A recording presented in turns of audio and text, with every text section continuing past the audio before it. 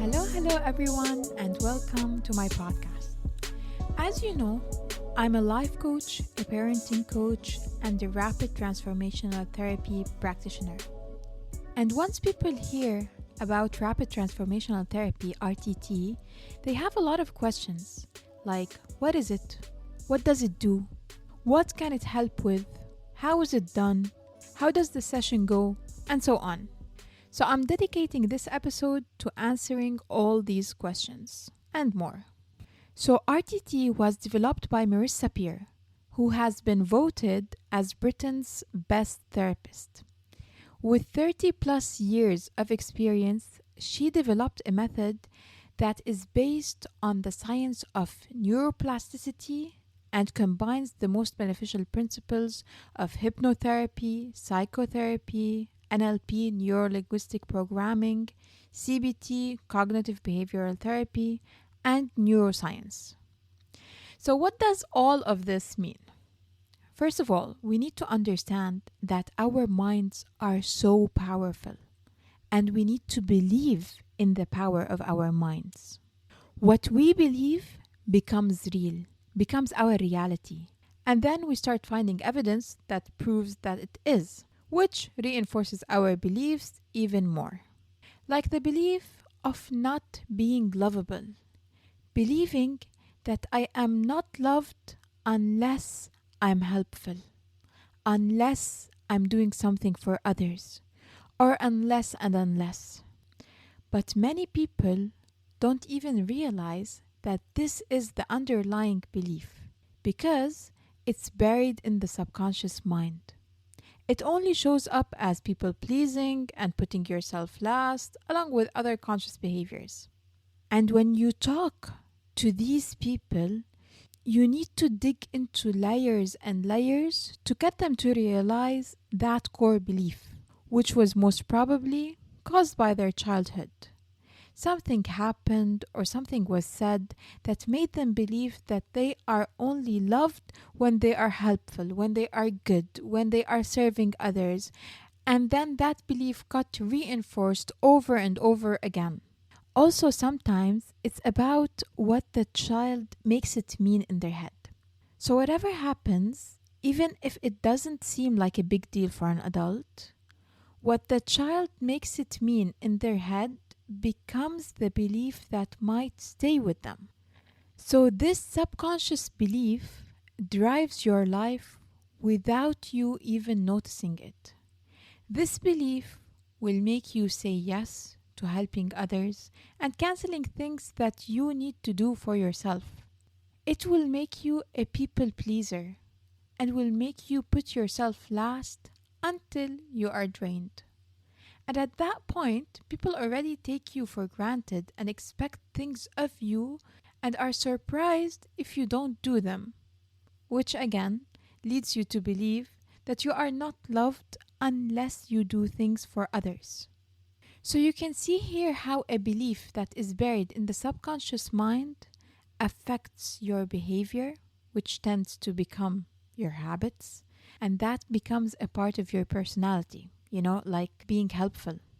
So in RTT, we use hypnotherapy to access the subconscious mind and access the events in your past, in your childhood, that led you to believe that belief, whether it's being not lovable or not good enough or not capable of doing something or achieving something, or believing that you are different or that something is not available to you, like I can't lose weight because of my genes, or I can't stop my addiction because it runs in my family, or because it serves me in one way or another.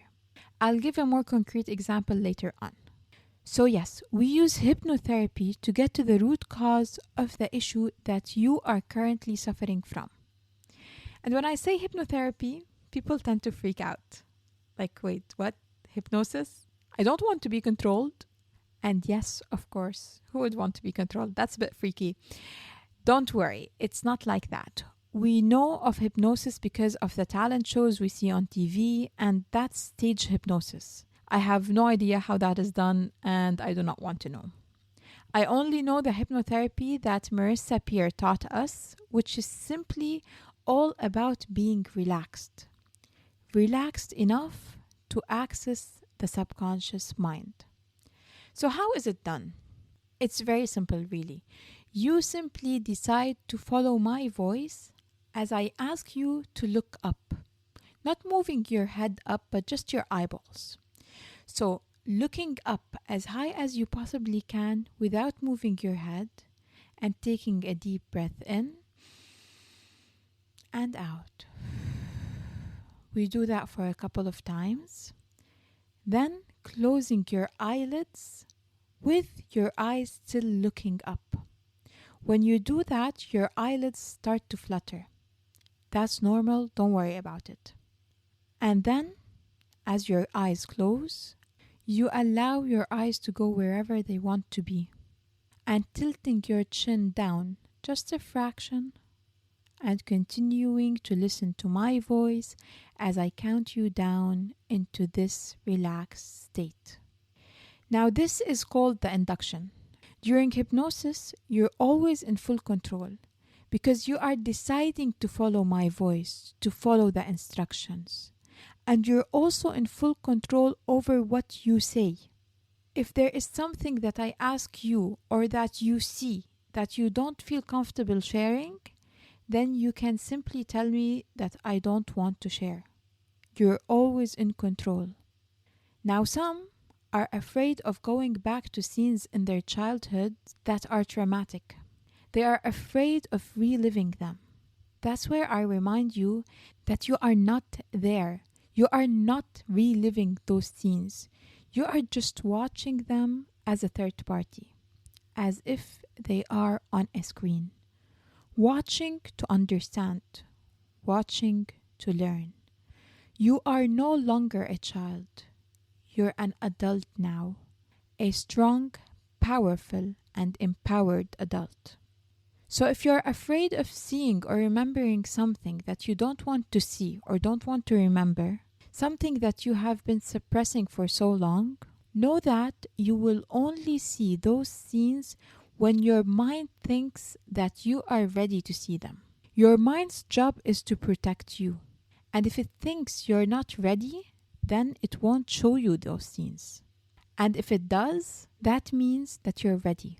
And know that I'm right here with you and can pull you out of it if needed.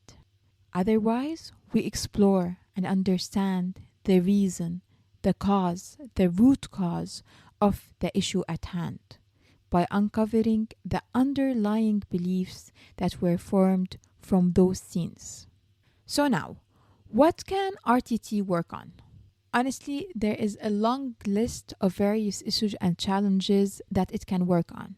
From confidence issues, self-esteem, stress, anxiety, depression, fears and phobias, motivation and procrastination, concentration and memory. It also helps you understand and quit your addictions, whether it's drinking, smoking, drugs, or gambling. It works on weight issues, so losing weight, but also on anorexia and bulimia. It can help you in your personal or work life, so it can address issues in relationships, like, why am I acting this way? Why am I acting defensively? Why do I avoid conflict? Why do I fear getting too close? Why am I struggling to share what I really think? Why am I constantly afraid of losing my partner? And many other issues and beliefs around relationships. And career-wise, for example, if you keep getting passed over for a promotion or not being able to speak up or share your opinions at work or struggling with presenting and public speaking or wanting to change your ways as a manager to become more of a leader, but somehow your old ways take over, and many other struggles at work. It can also help with compulsive behavior, sleep problems, sexual problems, fertility, IVF, conception, pregnancy, and birth. It can amazingly help with physical issues, health issues like skin issues, hair growth, mobility, sight, hearing, pain control, and much more. I've worked on many with physical issues and pains, and the results are truly amazing, alhamdulillah. It's because your mind can control every cell in your body. This is called command cell therapy. All you need to do is to tell each cell exactly what it needs to do, repetitively. This is where the science of neuroplasticity comes in. Neuroplasticity tells us that the brain is moldable. It can change and rewire itself throughout our lives. I spoke about this in a previous episode. Our brain physically changes as new neural connections are formed between neurons. What makes it change? A new thought, a new experience, or a new behavior. Each time you think a new thought or do something differently, your brain activates a new neural pathway. At first, that connection is weak, like a small trail in the sand. And if you don't revisit it, it fades away. But the more you think that thought, say those words, or repeat that behavior, the stronger that neural connection becomes. Over time, it becomes easier and more automatic to think, say, or do that thing. So, for example, if you catch yourself feeling jealous and thinking something like, why them? Why not me? Or they don't deserve it. Or what can they do that I can't? They are not better than me. Or any envious thought like these, okay? So if you don't want to be that type of person and you decide you want to shift that pattern and instead think, God bless, I'm happy for them. This might feel hard at first. You might find yourself still automatically thinking the jealous and envious thoughts. So you will need to remind yourself and think the new thought again, even if it was after the old thought, in order to enforce the new thought, the new neural pathway that is not yet strong enough. But with repetition, that new way of thinking gets reinforced and it becomes more natural and automatic over time, and the old thought and its neural pathway will become weaker until it fades away because it's not being used. So the key here is to repeat, and that's what's done in RTT, because at the end of the session is the transformational part in which all the new healthy beliefs will be installed into your mind. So everything that you want to become, the qualities that you want to have, the beliefs, the values, the habits, the thoughts, the way you want to act, the way you want to be, the way you want to feel, all gets installed. This part is recorded and is given to you to listen to for at least 21 days. This part is very important. If you didn't listen to it for at least 21 days, it might not be fully installed. And of course, you can listen to it for longer. The more these powerful, empowering beliefs get repeated in your subconscious mind, the more you will act by those beliefs. And yes, the recording will have the induction into the hypnotic state in the beginning, so you will be in that relaxing state every time you listen to the recording. So now let me tell you how it goes. When you first approach me or your chosen practitioner for an RTT session, you will be sent an intake form to fill. Then we will have 2 sessions. Some do it in 1 session, but that might be tiring as it would take quite some time. So I choose to make it 2 sessions. In the first session, we will be talking normally, no hypnotherapy there. We will discuss the intake form, talk about the issue, how it's affecting your life, when it started, and so on. You will also tell me what you want instead. This will be what I will use for the recording to install the beliefs, the thoughts, the habits that you want, because your subconscious mind will accept only what you want. If I install what I think is right, but you don't, your subconscious mind will not accept it. So here, feel free to tell me everything that you want. How your life will be without this issue, what you will be capable of doing, how will your day be, and so on. This will take around 40 minutes. Now, of course, from one practitioner to another, it may vary. Then we have the next session within the same week that will start with the induction into the relaxed hypnotic state. Then going into scenes that cause this issue. Here you will get the powerful understanding of when those limiting beliefs about yourself were formed and what the purpose of this issue was, because many times the issue that we are currently suffering from was formed earlier to protect us or to serve us in some way. So understanding that and realizing that it is no longer serving its purpose helps us in letting go of it. Then the reframing part takes place, and finally we go into the transformational part that includes the new beliefs, thoughts, habits, and everything that you want to become.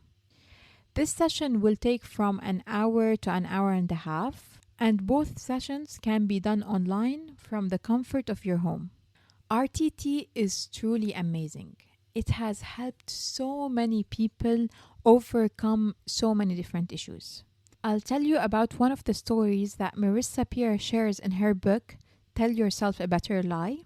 And I have to pause a bit here and address the title of this book. Okay?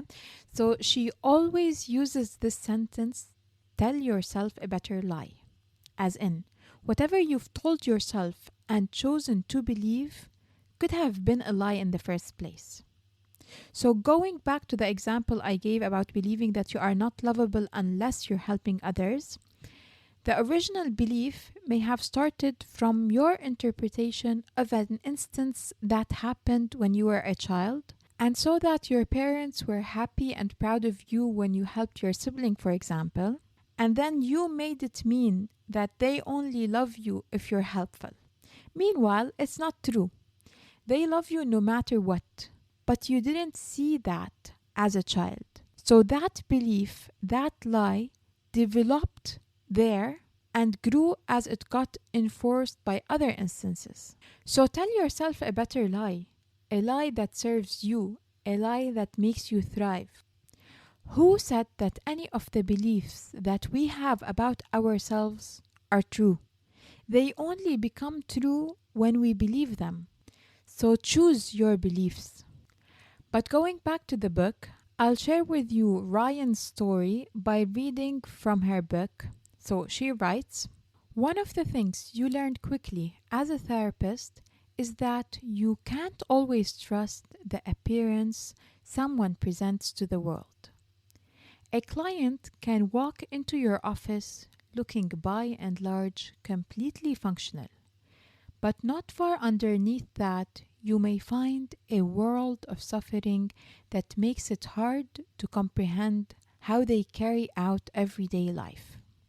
In fact, when people are functioning in society with a high level of pain that they keep just below the radar, it can feel even worse than an acute presenting issue. There is a great sense of isolation felt when a person appears to be okay among their co-workers and to the outside world, but inside is living a world of torment that they feel every day. Ryan came to me as one of those people. On his intake form, he did something that a lot of clients do. He circled a great many issues he wanted to address using RTT. These included addiction at various times to alcohol, marijuana, junk food, and pornography, anxiety, depression, childhood problems, relationship problems, and work issues, specifically a fear of success. Regarding his struggles with depression and anxiety, Ryan described at various times in his life being so depressed he curled up into a ball, unable to go to work. He also contemplated suicide in the recent past due to his depression. I knew from years of experience that all of Ryan's issues likely stemmed from the same originating belief. So instead of working our way backward and asking him to describe how all this pain and suffering manifested today and trying to unpick a complex web of problems, I knew my job was to find the source and treat that. Before any hypnosis took place, I did an intake with Ryan to find out more about his life. Ryan said his parents did not have a happy marriage. His father left his mother when he got her pregnant, and his own family forced him to come back. It's possible that Ryan sensed or felt this rejection while he was still in his mother's womb. Marissa also asked questions about his siblings to understand his childhood further, and finally she asked, if I had a magic wand and could solve any problem with it, what would it be? So this is to narrow down what she needs to work on. His answer was simple. He wanted freedom from addictions and to live his life to the fullest without self-sabotaging. Ryan was not born an addict. He acquired it as a survival skill. Marissa's job was to find out when. So Marissa went into the first scene, and the scene, if you read what he saw, you will feel that it's not related. But Marissa was able to identify that what caused him suffering in that scene was feeling different. And if I'm different, then I can't connect. Then they went into another scene where he was lost and was feeling very scared and abandoned. And when he was found, he was screamed at and blamed for getting lost. He was around 5 years old there. Then other scenes in which he felt strange, ashamed, and confused. She then writes, while one can see the emotional damage of these events, you might be thinking, is that really all it takes to make someone an addict? And no, it's probably not the case that a single event like this would damage someone's life forever. However, with a client such as Ryan, you have to trust where their mind is leading you once they are in hypnosis. Incredibly, the mind knows where it's going, even when an observer might not intellectually understand. While some clients in traditional therapy can dodge questions, intentionally withhold information, or mislead the therapist, I know that's not what is happening here. Because of the power of this root cause work, I trusted that Ryan was not leading me to a dead end. The mind knows where it is going, and even though we tend to overcomplicate things, our mind makes remarkably literal connections. So we stayed along for the ride. The 4 scenes had already given me some important information. They had revealed part of the core story Ryan had been telling himself. This little boy had a very interesting belief. No one understands me, no one cares about me, no one pays attention. He also reported that he did not feel certain he was loved by his mother, and he was hit by his abusive father. The reality was this kind of treatment and belief probably began at an age when Ryan was pre-verbal, so we could assume that memory was extremely deep. At this point, I felt I had enough information to connect Ryan's fundamental beliefs. In other words, the lie he had been telling himself to his present-day addiction. So while he was still in hypnosis, I asked him to imagine his addiction and the purpose it served. And his answer was to protect him from loneliness and to keep him alive. The addiction helps him stay alive and cope by numbing the pain. The immense pain an addict feels often comes from a lack of connection. If an addict can't find connection to others, they find it in drugs, alcohol, gambling, food, sex, work, binging series, shopping. It doesn't matter where. When you can't find connection with people, you'll find it from a substance or an item. Ryan was thinking, people have let me down my whole life, even before I was born, but my addictions never let me down. I could depend on my addictions to make me feel just a bit better. So I went back to them because they were safe. Ryan believed he was unlovable because his father didn't love him. But the truth is, Ryan is lovable. He just had parents who were incapable of loving him enough. This is really where the magic of telling yourself a better story comes into play. We cannot change the parents we had, but we can change the message that having bad parents taught us. It was never us. It was always them. Once we shed the old story, we can create a new one. We can replace our parents' love with self-love. I know that sounds crazy. How can a person parent themselves?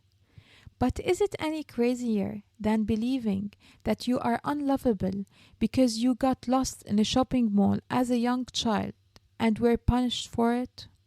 Or because you were born to a father who had no experience of love himself? The beliefs we have and the lies we tell ourselves are often quite unsophisticated and childish. But that doesn't make them any less powerful. Indeed, for people with damaged childhoods, becoming your own loving parent is such a powerful way to change your damaging inner dialogue, and an inner dialogue like the following can be so powerful to counter the damaging messages that drive someone like Ryan to addiction. I invited Ryan to repeat these exact words to his inner child. I love you exactly the way you are. I love you completely. I love you unconditionally. I'll always have time for you. I'll always have love for you. I'll always listen to you. Always hear you. You and I have balance now. There's nothing we can't do. You're safe with me now. I will look after you. And she ended it with this before she recorded the transformation. She said, you thought you were a broken person, but you're not broken. You just had needs that weren't met. You felt that you were flawed, when the truth is that the people who parented you in a flawed way. And while that's really sad, the great news is that you are correcting those flaws and incorrect beliefs because you understand the truth. Your truth is that you are a beautiful, wonderful, gorgeous, talented, lovable person. And as you look at, over, and around, and through all those scenes, you see the absolute truth. This is a light bulb moment for you, your aha moment, your dazzling, illuminating moment.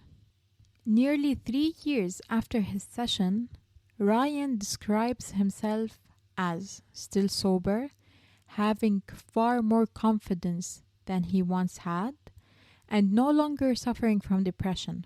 Even though he was well into his 40s when he met me, he reported that he spent most of his life having no idea that his negative self-talk and story about himself as being unlovable was the cause of all these issues in his life. He said, I know now that I can control my feelings with my thoughts.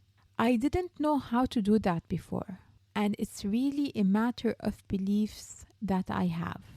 The beliefs are just thoughts that are repeated over and over again.